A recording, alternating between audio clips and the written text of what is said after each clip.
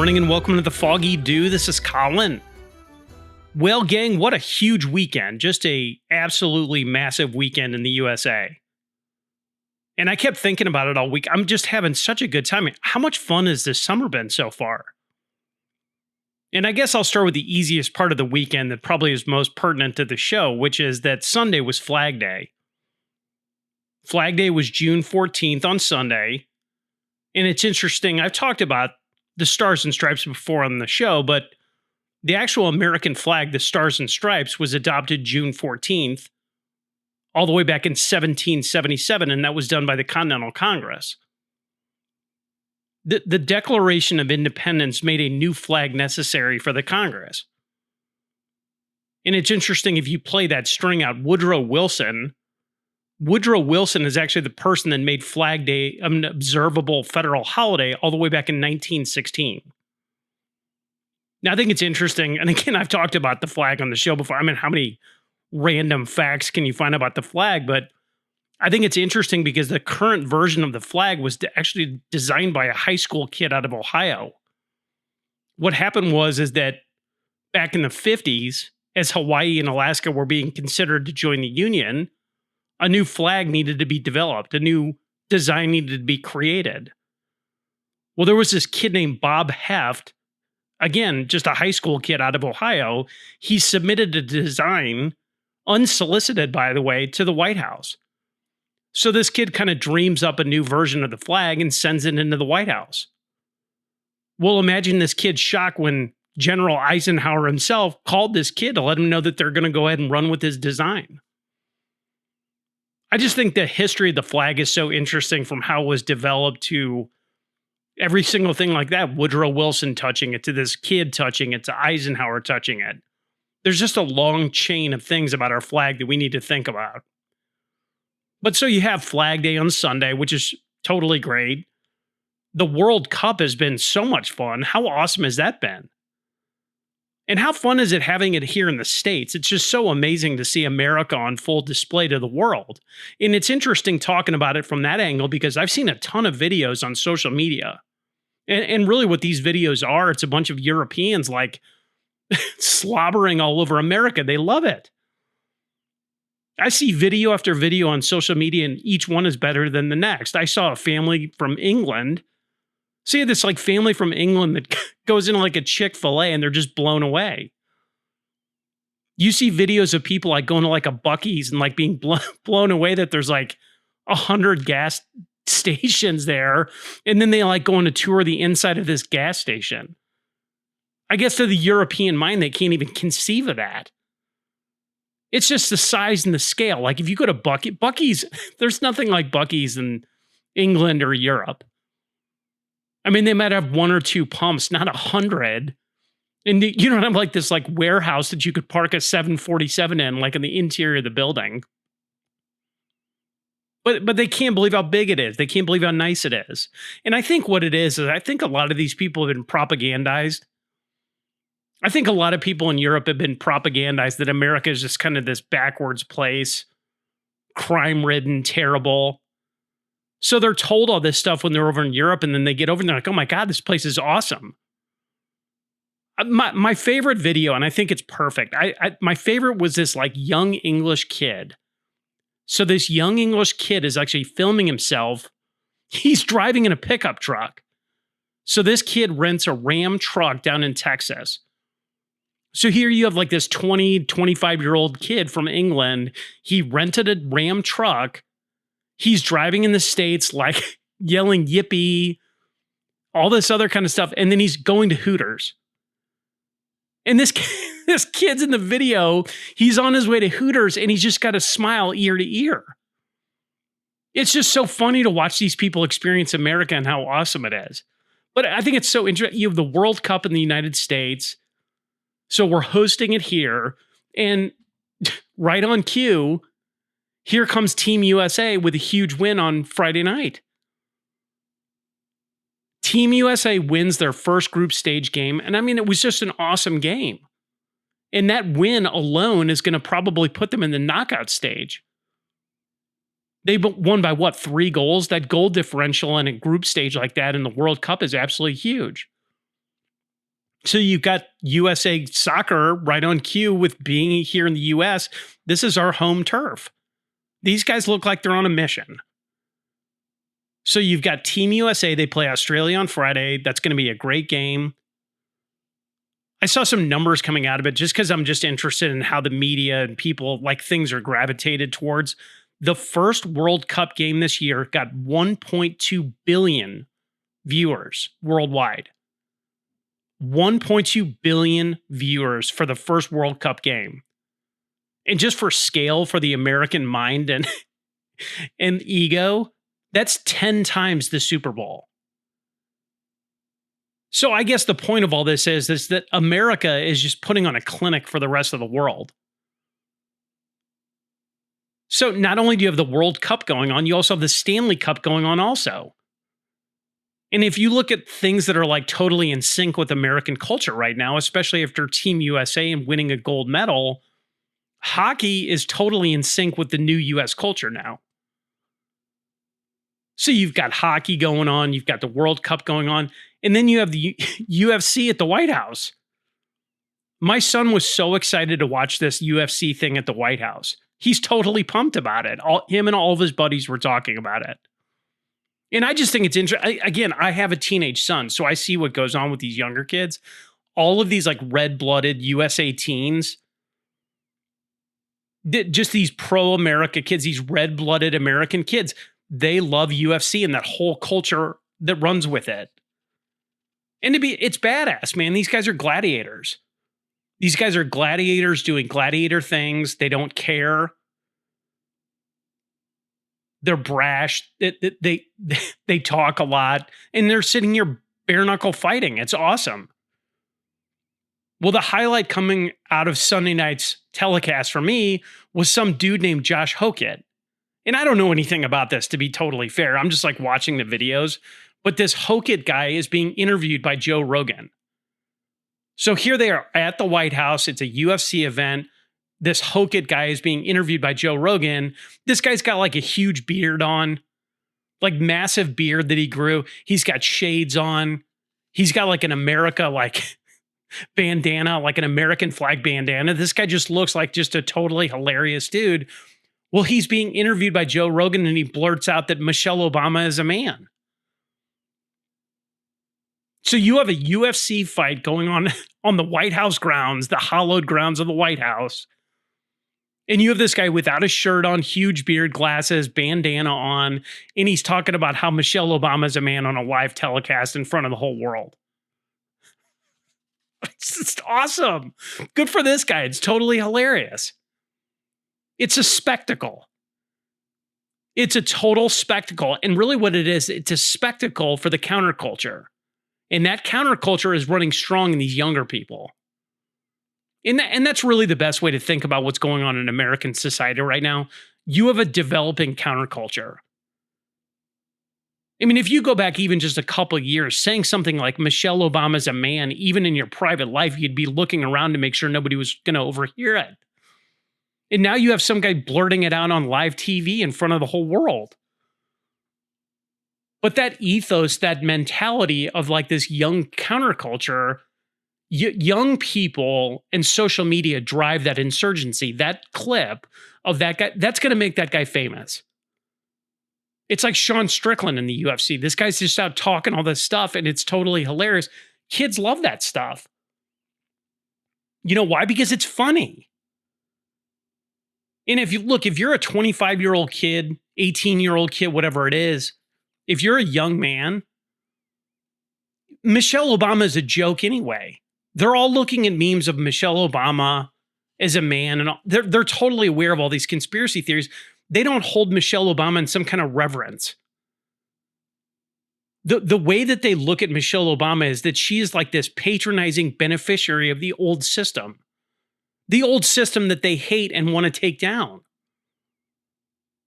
Ragging on Michelle Obama like that, when this guy does that, to kids, that's edgy, it's cool, it's funny. And in the backdrop of all this craziness with like the World Cup, hockey, UFC at the White House, you've got this whole thing with the Iran deal. And I'm not going to get into that today, but that Iran deal was announced on Sunday. And to be fair, at least from my perspective, I want to make sure I have the facts before I comment on it correctly, because there were a lot of conflicting stories emerging on Sunday. It's just like a lot of back and forth. And so for me, I'm waiting on the final print. I think they're going to try to sign this thing in the next week or so. But I think if I'm looking at a deal, I think the thing that matters most to me is the nuclear dust.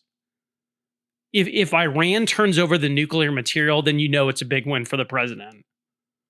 If Iran's going to allow oversight, it's a big win. And the only thing I can tell, I always follow the money. Oil futures on Sunday night after that deal was announced dropped like a rock. They plummeted. So obviously the market is going to like this deal. So at least from the Foggy Dew's perspective, I guess, let's wait for the facts to emerge before we make a consensus one way or the other on it. But the only thing I can tell you beyond the fine print of the deal is Donald Trump needed a deal. He needed a deal. He needed to wrap this up. And I guess the only thing you want to hope is that it's a good deal. Getting that deal wrapped up before July 4th is huge. You've got the World Cup. You've got the 250th anniversary of America. Lower gas prices. Stock market hopefully booms. And then you got the midterms coming up in the fall. And I think if everything goes the way that I think it's going to go, people are going to be totally psyched. And it's going to be just a snowball going downhill. Culture in America is changing, guys. And I think it's just wonderful to see. It's so wonderful to see. But anyway, I guess we'll all be watching it. So moving into a different topic, I just had to laugh when I was writing out this segment of the show. Because if you're into QAnon, this is probably the segment for you. I don't even know if it's QAnon, but conspiracy theory land is batting 1,000. I think if you go back and look over the last 10 years, nobody has been more right than people with tinfoil hats on. People with tinfoil hats are batting 1,000. Because if you go back and look, since basically like 2016, pretty much every story that was decried by the mainstream media as a conspiracy theory has been proven true over time. Well, another big one hit the news over the weekend. And I guess the base of the story here, why I'm even going to talk about this, the base of this story came from DNI Tulsi Gabbard. So here you have Tulsi Gabbard on Friday night dropping an X post. What she did is she released intelligence on these US-funded biolabs. So here you have Tulsi Gabbard on social media that everybody can access. She's presenting evidence of the United States of America directly funding 120 biolabs in 30 different countries. Now, you might ask, where did this come from and why did she do that? Well, her video was pursuant to an executive order that Trump had dropped. That executive order of Trump had ended federal funding of gain-of-function research. And gain-of-function research basically is taking a benign virus and then multiplying it against resistance. It's a bioweapon, but really what she's admitting here, the core of this, you have 120 biolabs that are being funded by the United States of America in 30 different countries, not the least of which is Ukraine. And this whole biolab question has been one of the central pillars of every conspiracy that had to do with COVID.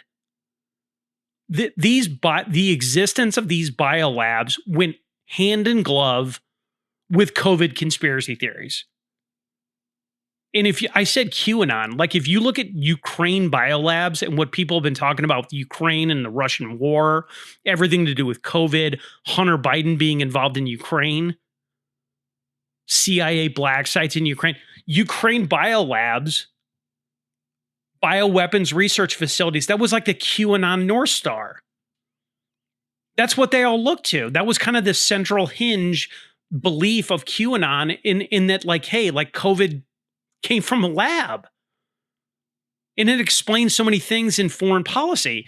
And here you have the DNI, the Director of National Intelligence, confirming this narrative now, confirming the QAnon North Star. You have the highest ranking intelligence official in the US government admitting that we were funding biolabs in foreign countries, including Ukraine. And you might be like, well, really, what's the big deal? The issue with it is that this whole thing was denied repeatedly. And to me, it's almost, when I was writing this story out, to me, this is almost like the FBI on January 6th. How many times did Chris Wray get up in front of Congress and say that there were no plainclothes officers in the crowd at January 6th? And then 5 years later, we found out that there were, 280 plainclothes FBI guys in the crowd? It's like this release of information 5 years after the fact. If you talked about Ukraine biolabs 5 years ago, you were Alex Jones with a tinfoil hat. The existence of these biolabs were denied repeatedly by the Biden administration. Fauci denied it. Victoria Nuland, who was so involved in Ukrainian foreign policy, Victoria Nuland denied this directly to Marco Rubio. And I just talked about Anthony Fauci. Anthony Fauci is a key piece of this whole story.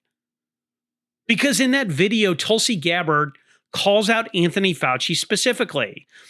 Tulsi Gabbard, the director of national intelligence, is saying on this video that Anthony Fauci was heavily involved in gain-of-function research.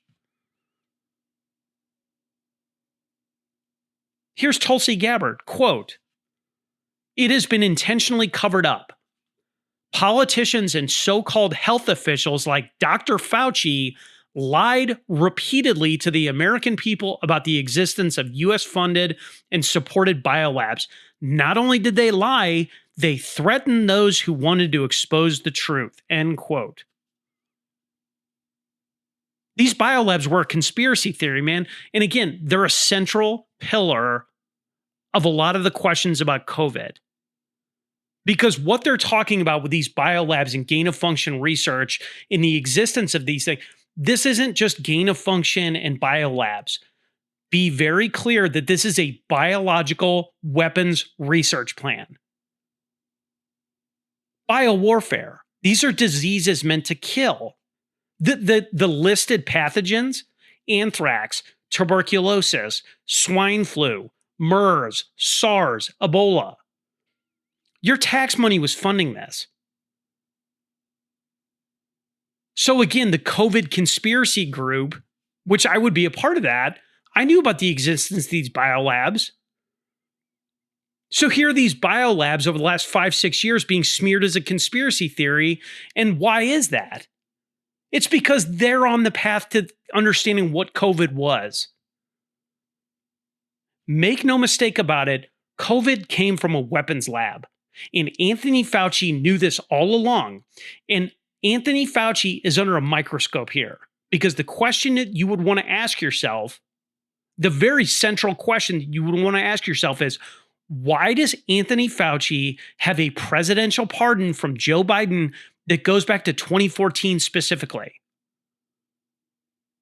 Why would that be? Why would Anthony Fauci's pardon from Joe Biden go to 2014 specifically? It's very specific.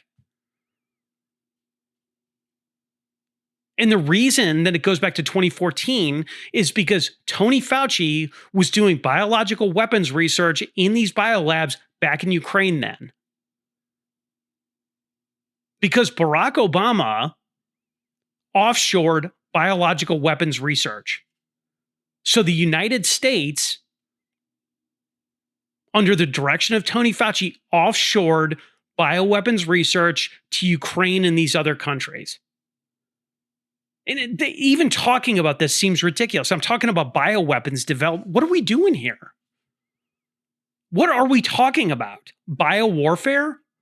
You have Anthony Fauci and his psycho pals playing around with these deadly pathogens. They're monkeying around with deadly pathogens. And I mentioned it a minute ago about gain of function. Doing gain of function research makes these diseases more transmissible. And this whole idea that it's it's not defensive development of bioweapons. You're not making a defensive pathogen of Ebola. And I hear the media already talking about, well, these biolabs were just for defensive purposes. That whole talking point is a canard. And if you're listening to the mainstream media at this point, any spin that they put on this is totally ridiculous. These are absolutely offensive weapons. And they're offensive weapons that violate the Geneva Convention. You're not supposed to be doing this stuff. And I think where this was occurring is kind of central to this whole problem, because bioweapons development in Ukraine, of all places, when Russia invaded Ukraine, there were two different things that came out about that. Number one is that Russia had designs on getting rid of these bioweapons research facilities. And the other thing is that there were CIA black sites on the border. This is what Russia was saying. Russia even claimed before they invaded Ukraine that the United States was doing bioweapons research in Ukraine. And anybody that said, hey, oh, that's just Russian propaganda. That's just the Russians being Russians. They're just there to kill. Putin's a madman. Don't you know that? Russia said very plainly that the U.S. had biolabs in Ukraine. Joe Biden, everybody in his administration, people like Victoria Nuland denied that. Well, pursuant to this entire conversation and this disclosure by DNI and Tulsi Gabbard, it kind of looks like Russia might have been right there. And I guess the question, you think of the logic chain here. The United States offshores its bioweapons research. That research is funded by what? USAID money, NGO money, it's dark money. So they go, these guys take all this NGO money, this dark money, and they send these biolabs into Ukraine, which is one of the most corrupt places on the planet Earth. So here you have guys using USA-funded dark money doing gain-of-function research in bioweapons labs in the state of Ukraine, and then you have Russia, a nuclear power, invading Ukraine. The invasion of Ukraine by Russia, that whole deal took $650 billion of your taxpayer money to fund that war. So not only did you have dark money funding bioweapons research in the most corrupt place ever, Ukraine, you spent $650 billion funding a war, and you have millions of people dead, and an entire generation of Ukrainian young men wiped out. The whole thing sounds like a James Bond novel. And I guess the question you would want to ask yourself, if you're looking at it from Russia's perspective, what if China decided to park a bioweapons lab in Mexico? How would you feel about that? How would you feel with China monkeying around with gain-of-function research in bioweapons labs in Mexico? I don't think you'd like that very much, would you? Tulsi Gabbard's release said that we had 40 different labs in Ukraine. So a third of these labs, 40 biolabs in Ukraine. It just makes your head spin, man. But I'll be following this whole deal closely because it's the signal, not the noise. And I guess just sitting here as a layperson, I sincerely hope that this is the start of truly unraveling COVID and holding people like Anthony Fauci to account. We have got to understand COVID better. We can't just ignore it and say, well, it's over with. We just need to move on. No, we need to understand COVID, the sequence of events that led to it, and the role that a person like Tony Fauci played in it. Because there has to be accountability here. There has to be. More Americans died in COVID than in World War II. And so many issues that we deal with in our society go back to COVID. They go directly to COVID. And I guess the first question you might want to ask yourself is, why was all this information covered up by the Biden administration? Why would they conceal this? Who benefits from it? What's the incentive structure? And let me give you a hypothetical. Let me give you this is just a hypothetical based on the facts as it is presented right now. Because you could go so many different ways with this, and this is why we need to understand this stuff.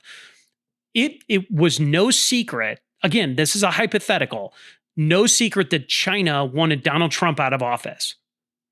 They wanted Trump gone because Trump version 1 was putting the screws to China and how they do. And look at what he's done now. He's totally knocked him out of this hemisphere and put him in a bad spot. But back in the run up to the 2020 election, they wanted Donald Trump out and they wanted a pro-China puppet in the White House.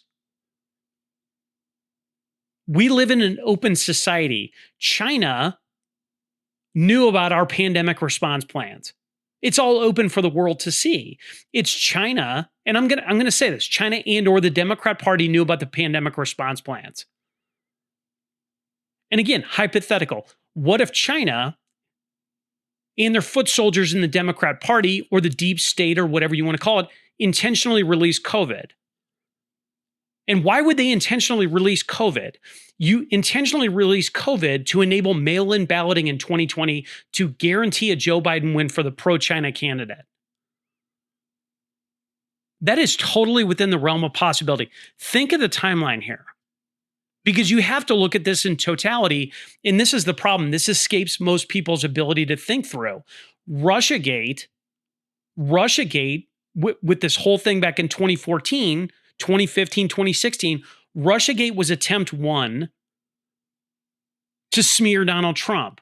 Then you had the impeachments. Those were step two. When Russiagate failed, the media madness failed, the impeachments failed, then they went to the bioweapon. They went to the bioweapon and lied about it for 5-6 years straight. The media and the Democrat Party buried this. The Biden White House buried all of this. Democrats and the Democrat Party told you to trust the science, trust the narrative. And you might be sitting here going, this guy's lost his mind. This is totally preposterous. China wouldn't release a virus to get in somebody and take over the US. But if you're China, how many deaths are acceptable to overthrowing the United States? If you were going to do a conventional war against the United States, how many people would die? What is an acceptable number of deaths to overthrow the United States government? Is it 10 million, 5 million, 20 million? China would lose that in a war. If you actually had a conventional war, China would lose that. So the calculation by China to use a bioweapon probably wasn't that hard for them. Because I can tell you right now, COVID was man-made. It didn't come from any wet market. So your choices at this point, if COVID was man-made, your choices then are an unintentional leak or an intentional leak. And if you look at the other facts involved here, it looks intentional and the facts fit. COVID was the largest global event since World War II. It permanently changed the world. It restructured U.S. society. It was the biggest reorganization of capital and debt ever in U.S. history. But the narrative that we had from the Democrats, the media, we went from a wet market pangolin to biowarfare labs. That's where we're at today. That's how far the story has evolved. A wet market bat sandwich, and now we're talking about biowarfare labs funded by dark money in Ukraine of all places. Here's Tulsi Gabbard. You need to watch this whole video. Here's Tulsi Gabbard on the next quote. Despite the obvious potential for catastrophic global impact that research on dangerous pathogens and biolabs can have, politicians and so-called health professionals like Dr. Fauci, as well as entities within the Biden administration, national security team, lied repeatedly to the American people about the existence of U.S.-funded and supported biolabs. Not only did they lie, they threatened those who attempted to expose the truth. These biolabs include labs in places like Ukraine, which could be at risk of compromise due to the ongoing Russia-Ukraine war. In fact, the intelligence community had previously warned that a U.S.-funded biolab in Ukraine likely housed dangerous pathogens and remained vulnerable to longstanding threats of Russian attack, seizure, or damage. Until now, evidence regarding the full existence and funding of these laboratories has been knowingly withheld from you, the American people. Many of these U.S. government-funded biolabs are currently or have previously engaged in research using hazardous and highly contagious pathogens and in some cases, including dangerous gain of function research with very little visibility oversight, end quote.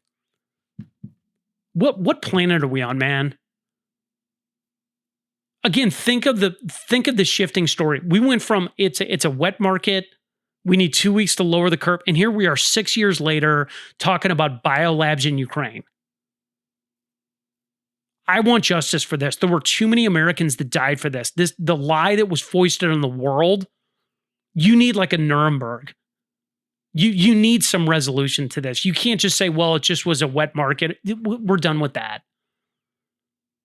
There's got to be justice here, even if the heavens falls. But I guess the bottom line of this, let me distill it down.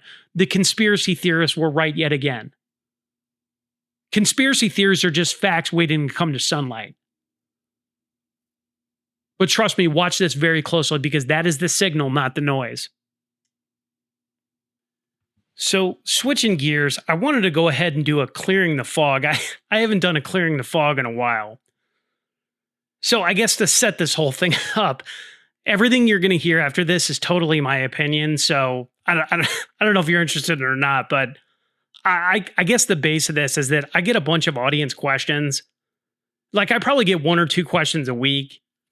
And I really appreciate it. And sometimes when I'm trying to answer these things, like some of them aren't really good for the show, meaning like it's a question that it's like, okay, does that really make sense or not? And it's hard to answer. I really liked this one, but I thought about how best to answer it and I really didn't know how. And really, quite frankly, this question was asked maybe like 3 or 4 weeks ago. And it just took me a minute to think through the answer on this, but I liked the question. It just had me stuck a bit on how best to answer it. And I guess I'll start with the specific question. So an audience question, the specific question is, what are the 3 biggest threats to the Republic? What are the 3 biggest threats to the Republic? And to be fair, it's a great question and it's a challenging question. But if you're asking me, I think offhand, I think the Republic is trending correctly. The culture is changing. And I think I talked about that with the UFC stuff and just everything that's going on in society right now. American culture is changing. I think it's being driven by young people. So the culture is totally changing over. And I think politics is downstream from culture. And if the culture is changing, then politics are changing. You've got young people just grasping onto things that are more Americana, like country music. Young men and women are really into country music. I think it's like that rough and tumble Americana. It's just, there's a lot of soul and feeling in country. And I love seeing kids gravitate towards good music. So you got country music. You got things like hockey. Hockey has kind of been like this rah-rah America. It's kind of like the UFC in a way. But I think you're seeing this birth of independent media that I think is really helping kind of destroy the establishment narratives. And if I said kids are leaning right. Kids are awake. Kids are much more aware than certainly I ever was as a Gen Xer. Like I kind of paid attention to politics peripherally. I was more interested in history. But here, kids are very invested in politics. They're very aware of what's going on, and it's all because of social media. But to me, it's almost like America is being born again. We're turning a page. We are absolutely turning a page from like the boomer generation. We're turning a page from the Cold War finally. Because that whole class of people that was involved in like the civil rights era, the summer of love, the 70s, the 80s, the Cold War, that entire class of people that set up America for the last 30, 40 years, that class of people is being phased out of our government. And really, when you look at that generation of like boomers, that's the last true analog generation. We're moving into digital. So if you look at the generational positioning, Gen X, which I'm a member of, seems to me to be the ascendant generation. And it's like this hybrid analog and digital. Gen X was the first generation to have that digital component. And really, if you look at Gen X delivered Donald Trump in 2024, and the slackers finally spoke. They stood up and actually did something. And it's not just the slackers speaking. I think this is the biggest part. The people are speaking now. The people are speaking in America. You have millennials, Gen X, Gen Z. We are speaking. We are speaking through social media. Our ideas are being conveyed faster than the establishment can keep up with it. And we're tired of the establishment. This is exactly how you break through all these lies that the media has been telling you, that the establishment political class has been telling you. Social media has completely changed the narrative here. And the interesting thing is that the establishment doesn't understand that. 2024 to me was the first time in my life that the people actually spoke, and politicians weren't listening. Politicians weren't hearing what we were saying, but they're hearing it now. People like John Cornyn, people like Bill Cassidy, those guys weren't listening to what the people were saying when we elected Donald Trump. It's just this old, tired establishment class of people who wouldn't listen. They thought that they were unassailable in their positions of power. The people are awake now, and the people are speaking through social media. And if people are speaking through social media and seeking alternative sources of media, the people are totally off the establishment narrative reservation. The media cannot tell the people a narrative anymore because they can see right through it. The people see right through it now, and culture is changing because of it. It's like this undercurrent of rebellion. So if you ask me broadly, I think the United States is heading in the right direction. I think that's the positive part. So if you want to look at that, then like, what are the threats to the republic?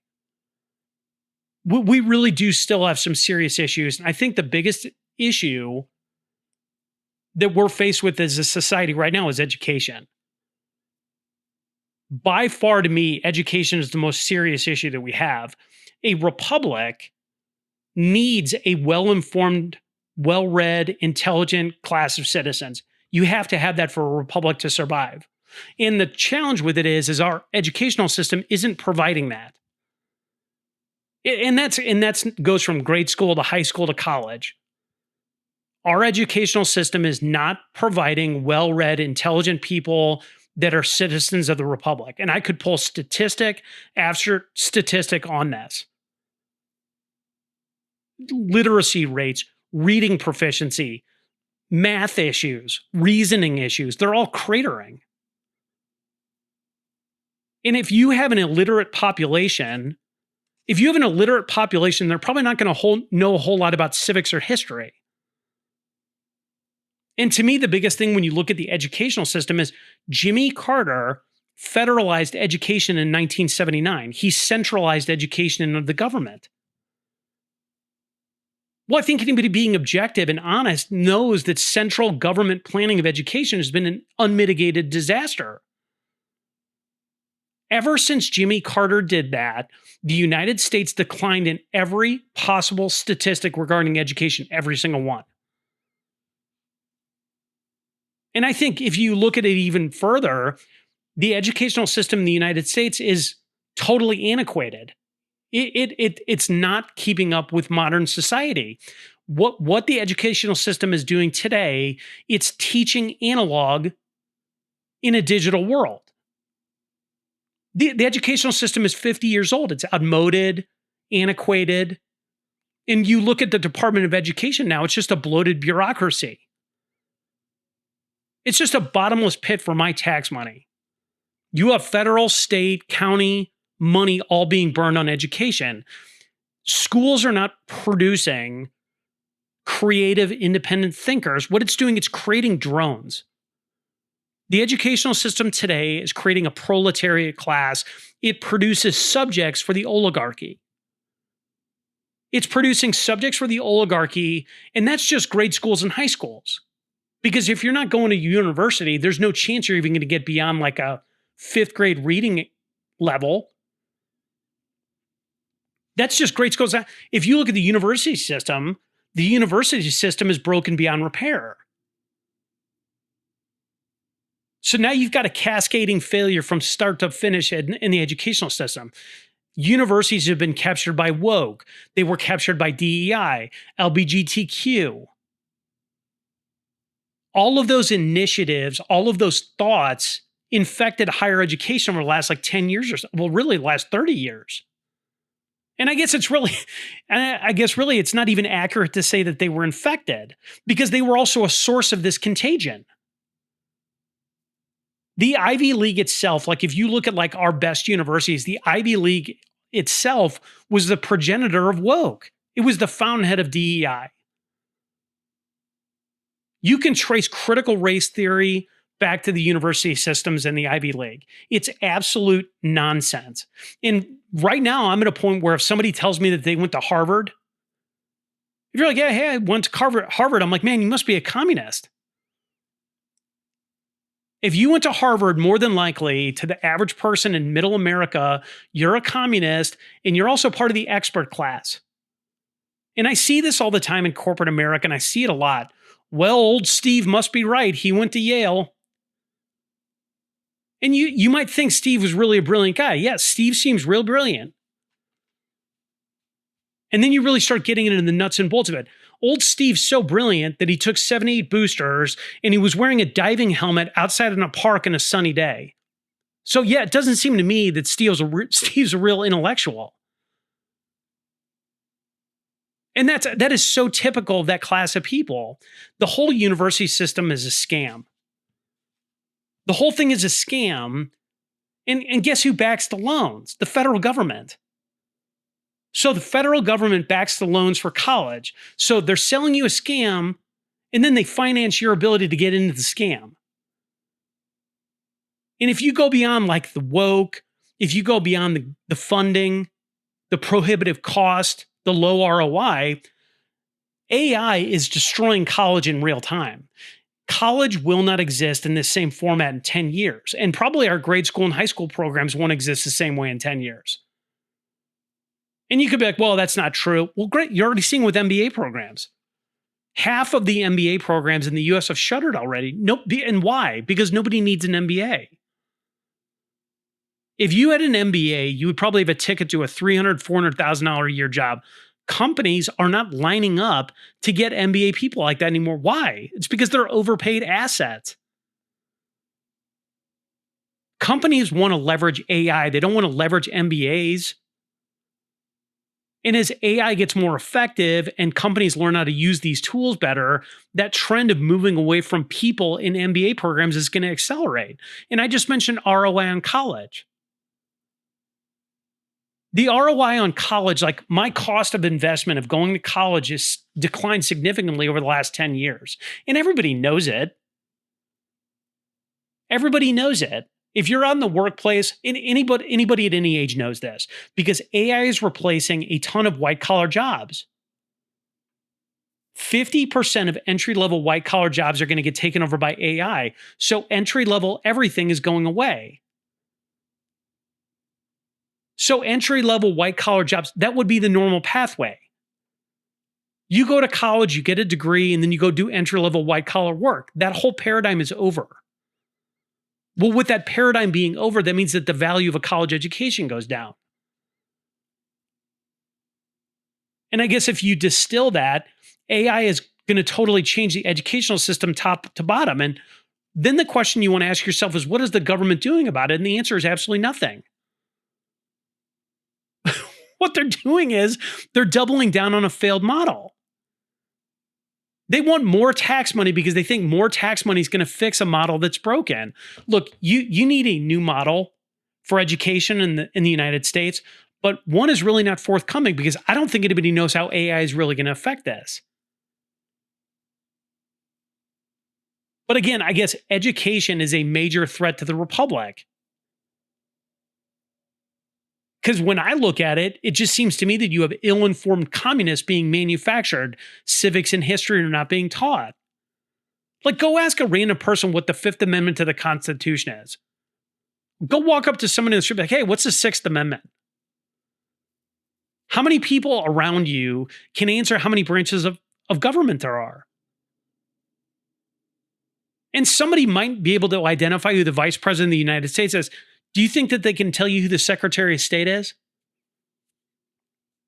Probably not. That's assuming they can even answer who the Vice President is. So I guess my point is that this disinterest in politics creates lanes for ideological subversion of the republic. Like, if you can't even tell me who the Secretary of State is, you're probably not really interested in what him or her is doing. So you have this disinterest in politics, which is coupled with a disinterest in history, which creates a situation where history repeats itself. And usually, one thing I know as a student of history, when history repeats itself, usually there's catastrophic results. Are kids studying history? Are they studying Snapchat? How many kids read books? Like, when I was younger, I read thousands of books, but I had no phone. I had no internet. TV was for my dad because we only had one of them and it was in his room. And look, as a kid, I wasn't a particularly good student, but I was a prodigious reader. And it's funny, like, I'm talking about my experience. Like, I read a ton of books. I have a good buddy who's a high school teacher, and he's probably not listening to the show, so I'm just going to tell a story. But I have a buddy who's a high school teacher, and he will tell you proudly that he never read a book. I went to college with this guy, he never read a book. He's a teacher in the public school system who's never read a book. And he is as liberal as the day is long. He is a drone. He is a good guy, but totally out to lunch on politics. And he told me his responsibility in public school was to create citizens. And he didn't sound like a person that wanted to fill up young creative minds. It sounded like somebody who was like a student of Mao, somebody who was a student of Pol Pot. And that's the long march to the institutions, right? Communists and liberals have captured education broadly in society. They indoctrinate people, they don't teach. So I'll wrap that up. That's one. That's a threat to the republic, one. Number two threat to the republic is democracy. And I've talked about this on the show. Democracy is the guiding light of the current version of the Democrat Party. But what democracy really is in their worldview, they're lying, because it's not democracy what it is. It's socialism as a pathway to communism. In democracy, in the current version of the Democrats, are communist. Look at places like California, New York, Illinois. They are single-party states. You are seeing the real breakdown in California and live with this whole voting thing in LA. You're seeing what's going on. They're rigging the votes out in California. But if you look at these single-party states, there is no real diversity allowed. There's superficial diversity, but there's no diversity of thought, which is really what matters. And I saw this the other day, and I thought it was very, very illustrative to help prove my point. Here's Congressman Ro Khanna. Ro Khanna himself is from California. He's a rising star in the Democrat Party. He portrays himself as a moderate. Here's Ro Khanna. I thought this was so great. Ro Khanna, quote, the basic difference. Republicans believe that if you let the wealthy spend capital, it will make Americans prosperous.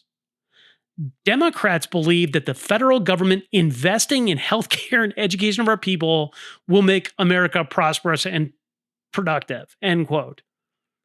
Perfect. Great summation, Ro Khanna. How's it worked out so far with the federal government investing in healthcare? We just shut the government down because of subsidy gaps in Obamacare. Our educational system has been totally destroyed. They just need more money to destroy it further. Does anybody with a functioning brain really think that if we put more money into education, we would get different results? Does anybody think that? You got to be on great drugs if you think that. But here he is, the federal government investing in healthcare and education. The Democrat Party of today wants a centralized government. They want the government to run everything. They want the federal government to run absolutely everything. If you put the federal government in charge of a desert, it will run out of sand.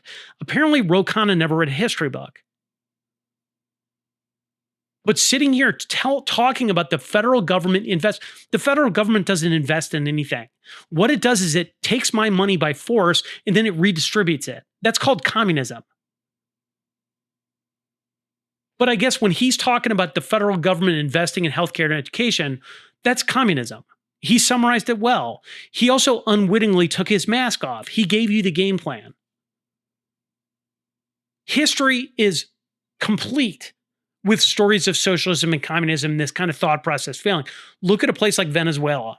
Venezuela, if you go back like 20 years ago, was one of the richest countries on the planet. Venezuela was one of the richest countries on the planet until the socialists seized power there. And within a decade of the socialists seizing power, Venezuelan citizens went from being totally prosperous to eating out of trash cans. Socialism and central government planning have destroyed absolutely every country and institution that it ever touched. I just talked about education. How's federalized education working out? Ro Khanna just needs a little bit more of your money. Having the government run education has been a total failure. Obamacare, socialism. You have programs like Social Security and Medicare. How are those going? Ro Khanna just thinks you need more money for those programs and they'll fix themselves. What?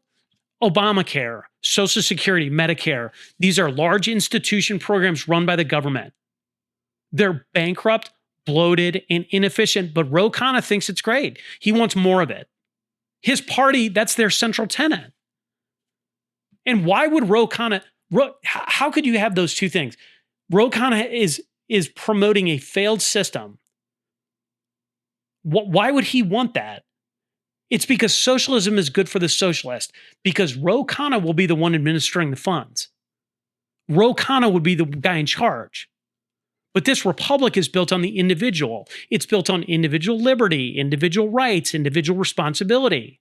The republic is built for individuals. Individuals in this system are unlimited. What Ro Khanna wants is collectivism. And collectivism has destroyed every country that it touched. It led tens of millions to an early grave. And he wants to change the system. The republic that our founders gave us pulled mankind forward. Innovation, capitalism, wealth generation, advancement in medicine and technology. In a capitalist system, in this republic, you have a competition of ideas. The republic and republicanism did that. It created prosperity on a scale man has never seen. We have peace, health, longer lives, indoor plumbing. People flee collectivism today to come here. But Ro wants to make this collectivist. So this current version of Democrats, therefore, are illiberal. They're totally illiberal. These people pushing democracy are zealots and partisans now. The mask is completely off with this party. Do you want America to be like California? Do you want a single party state with rigged voting? Totally bankrupt? These folks have made absolutely no bones about what would happen if they took back power at a federal level. They would arrest their enemies, abolish the filibuster. This is their own words. They want to add DC and Puerto Rico as states. They want to pack the Supreme Court. They want to end the Electoral College. They want a popular vote compact. It just goes on and on. And why do they want all those things? It's because it gives them permanent control. But this is a direct threat to the republic. Their whole vision, the Democrat vision for America at this point, is completely incompatible with republicanism in the republic. And this version of the Democrat Party cannot take power back federally as currently constituted, or there will be a civil war. The country will implode if the Democrat Party, this version of the Democrat Party, takes over federally. Because they would open the border back open, open the border back open and overwhelm the system. That is a major threat to the republic. And I guess good thing right now, there's like this political homeostasis with Trump in. There's a political homeostasis. The culture is changing. But you still, at the end of the day, you have two warring factions sharing the same house. So you have two warring factions in close proximity to each other, which does what? It makes conflict inevitable. And the two sides now hate each other. Democrats literally think Republicans are the boogeyman with Trump. They literally think we are Hitler acolytes. They have this deluded worldview that everybody is like an insurrectionist, January 6th science denier. You start hating your fellow citizens. And when you start hating people, hate leads to conflict.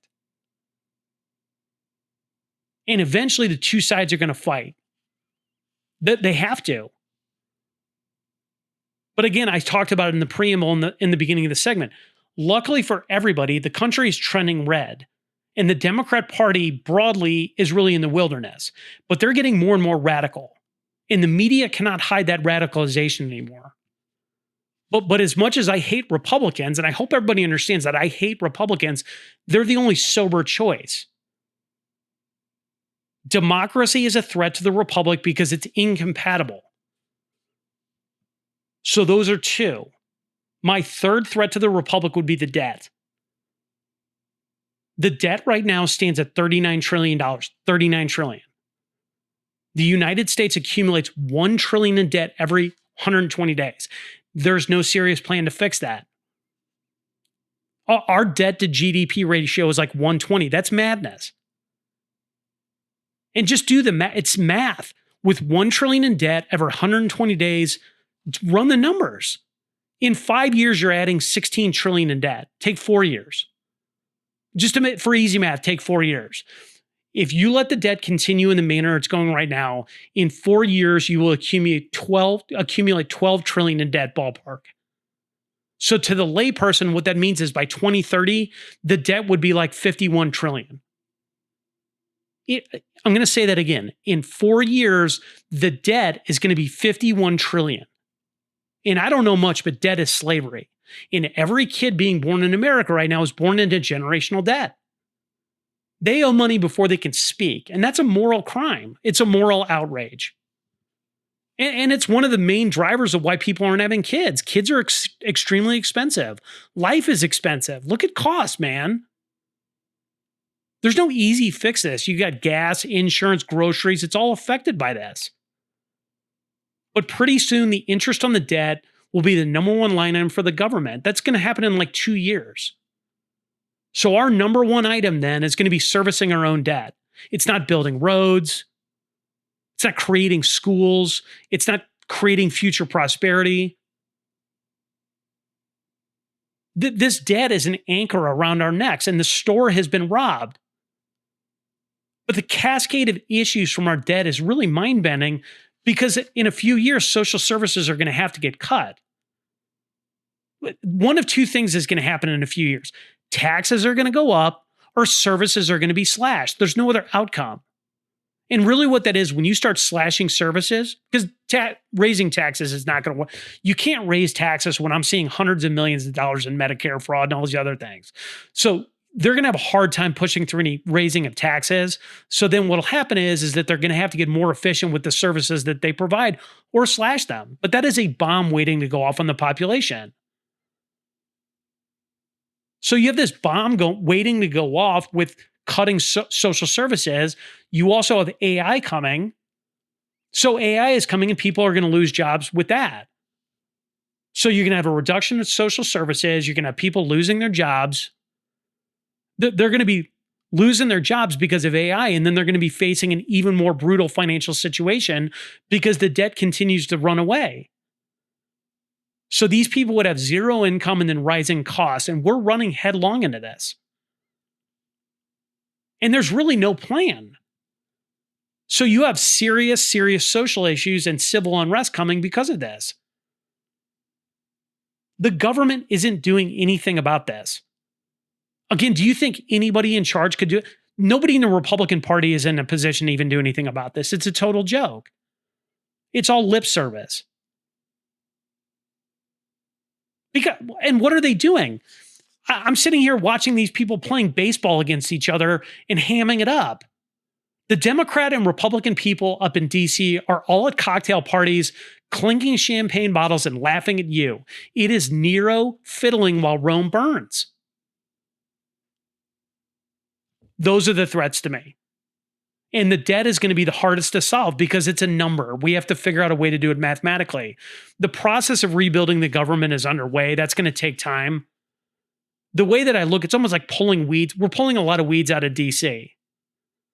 And the Democrat Party, if you look at the Democrat Party as currently constituted, you're going to have to put a fresh coat of paint on the Republican Party. And that's really what we're doing right now with getting rid of Cornyn and Cassidy and these people.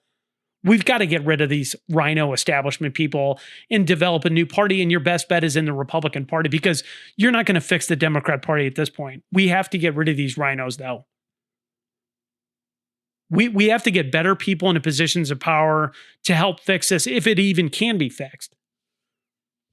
Because I don't know about you, but I want peace. I don't want civil strife.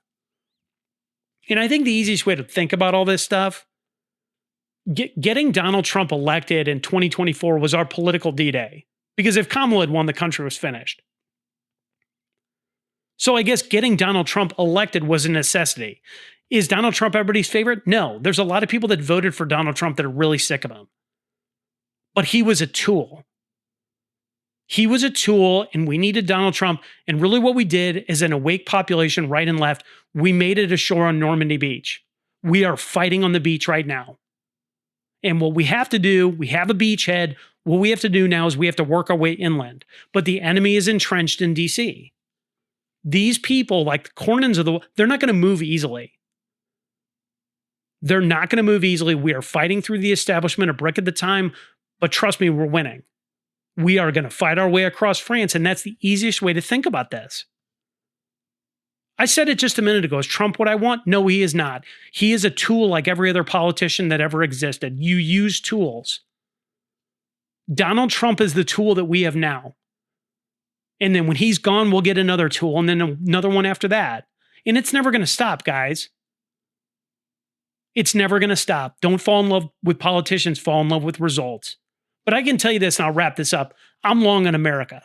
We're going to be fine. It's not going to be easy, but we're going to make it, man. Heroes and leaders always emerge. Look at a guy like Spencer Pratt. I would vote for Spencer Pratt.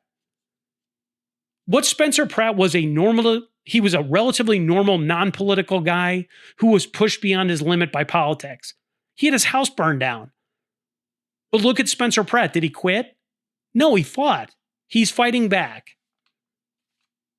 And if you ask me, I think the fate of the Republic turned in COVID because normal people got engaged. Spencer Pratt's a normal person. He just wanted peace and quiet. And it wasn't provided. So what's happening now is that the competent people in the United States are engaged. The thinkers, the doers.